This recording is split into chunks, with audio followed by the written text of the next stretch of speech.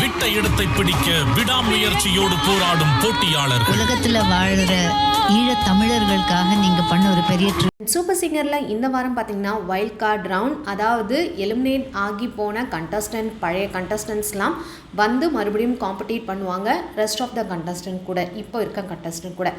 அது மட்டும் இல்லாமல் 5th ஃபைனலிஸ்ட் யார் தான்ப்பா அப்படின்னு சொல்லிட்டு நம்ம விக்னேஷ், ஜான், ஜீவிதா, அதுக்கப்புறம் வைஷ்ணவி இவங்க எல்லாம் ஃபைனலிஸ்ட் ஆகி உட்காந்துருக்காங்க. அந்த 5வது நபர் யார் அப்படின்ற ஒரு பெரிய கொஸ்டின் மார்க்கோட இந்த வாரம் ஆரம்பிக்குது. இதில் ஆஸ் யூஷுவல் நம்ம ஸ்ரீநிதி ஸ்ரீபிரகாஷ் பயங்கரமான ஒரு பாட்டு பாடுறாங்க. எல்லாரும் கலங்கடிக்கிற ஒரு பாட்டு. என்ன கன்னத்தில் முத்தமிட்டால் அந்த படத்துலேருந்து பார்த்திங்கன்னா வீடை கோடு நாடே, அந்த சாங் ஆக்சுவலாக பார்த்திங்கன்னா அகதிகள் மாதிரி ஈழத்தமிழர்களுக்கான ஒரு பாட்டு. அது அந்த பாட்டை தான் இப்போ ஸ்ரீநிதி ஸ்ரீபிரகாஷ் பாடுறாங்க.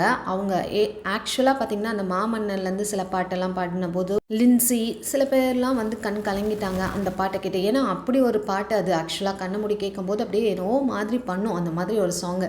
அதே மாதிரி சாங் தான் இப்போது ஈழத்தமிழர்களுக்காகவே இது வந்து டெடிகேட் பண்ண ஒரு சாங்குன்ற மாதிரி அனுராதா ஸ்ரீராம் சொன்னாங்க. அண்ட் எழுந்து நின்னும் கிளாப் பண்ணியிருந்தாங்க. அண்ட் நம்ம மனோ அவர்களுமே ரொம்ப சிறப்பாக அவருக்கு நல்ல ஒரு ஃபீட்பேக்ஸ் கொடுத்துருந்தாங்க. ஸோ இந்த வாரம் ஸ்ரீநிதி ஸ்ரீபிரகாஷ் கண்டிப்பாக 5th ஃபைனலிஸ்ட் ஆகணும் அப்படின்னு நிறைய பேர் கமெண்ட் பண்ணிட்டும் வராங்க. இவங்க மட்டும் இல்லைங்க, ஸ்ரீநிதி ராமகிருஷ்ணனும் பார்த்திங்கன்னா அவங்களுமே ஒரு டிசர்விங்கான ஒரு கண்டஸ்டன்ட் தான். டாப் 3க்குள்ளே வந்தவங்க இவங்க 2 பேருமே வந்து அடிக்கடி டாப் 3க்குள்ளே வந்தவங்க. ஸோ 2 பேர்லேருந்து யாராவது ஒருத்தர் தான் அந்த 5th ஃபைனலிஸ்ட்டாக இருக்கும். அஃப்கோர்ஸ் வந்து ஸ்ரீநிதி ஸ்ரீபிரகாஷ் இருக்க நிறைய வாய்ப்புகள் இருக்குது. அண்ட் ஸ்ருதி பார்த்திங்கன்னா அந்த விடிவிலேருந்து வினை தாண்டி வருவாயிலேருந்து அரோமரே அது எப்படி பாடியிருப்பாங்க அந்த ஜென்ஸ் வாய்ஸில் அரோமரே அப்படின்னு சொல்லிட்டு அதை வந்து இவங்க பாடி காட்டுறாங்க. வேறு லெவலில் பாடினாங்க. அண்ட் எல்லாருமே சூப்பராக இருக்குது அப்படின்னு சொல்லி விக்னேஷ் கூட வந்து எழுந்து நின்று கிளாப் பண்ணியிருந்தார். அவங்க பாடியிருந்தாலும் பழைய கண்டஸ்டண்ட்டான தன்ஷீரா, என்ஆர்கே அருண், விக்ரம் இவங்களாமே பாடியிருக்காங்க.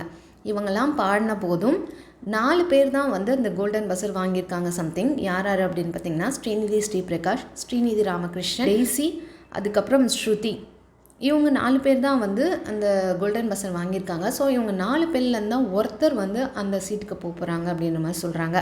அஃப்கோர்ஸ் வந்து ஸ்ரீநிதி ஸ்ரீபிரகாஷ் இருக்க நிறைய வாய்ப்புகள் இருக்குது. அப்படி இந்த வாரம் ஒருத்தவங்க செலக்ட் பண்ணிட்டாங்கன்னா அடுத்த வாரம் செமி ஃபினாலே அந்த மாதிரி ஏதாவது இருக்க வாய்ப்பு இருக்குது. அதில் யாராவது உள்ளே என்ட்ரி ஆகுறாங்களா அப்படின்றது தெரில. ஒருவேளை இன்னும் ஸ்ரீநிதி உள்ளே வர வாய்ப்புகள் இருக்குது. ஸோ பொறுத்திருந்து தான் பார்க்கணும். அடுத்தடுத்த ப்ரொமோக்கள் என்ன அப்படின்றது அப்டேட் வந்துக்கிட்டே இருக்கும். அதுக்கு நம்ம சேனலை மறக்காமல் சப்ஸ்கிரைப் பண்ணிக்கோங்க. பிடிச்சிருந்தா லைக் போட்டுருங்க. உங்கள் ஃபீட்பேக்ஸை கமெண்ட் மூலிமா தெரிஞ்சுங்க. தேங்க்ஸ் ஃபார் வாட்சிங்.